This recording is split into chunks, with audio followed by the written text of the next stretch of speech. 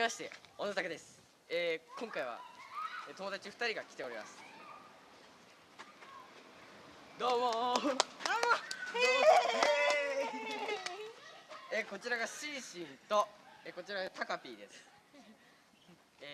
これで紹介が終わったところで、今回の挑戦というか実験はこの胡椒で本当にくしゃみが出るかという動画です。イエーイ。じゃあまず誰からいく？じゃんけんしよう。ガチのじゃんけんだから最初はじゃんけんぽい。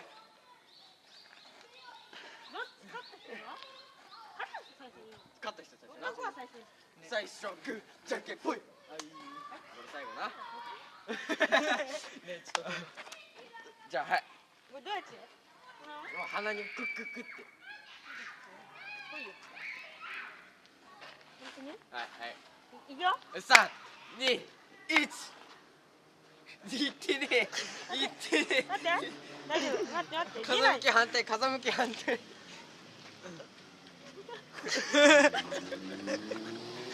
はい、次タカピー早くしろ。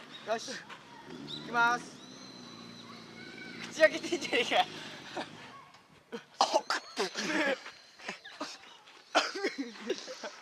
鼻がつらいだけやん。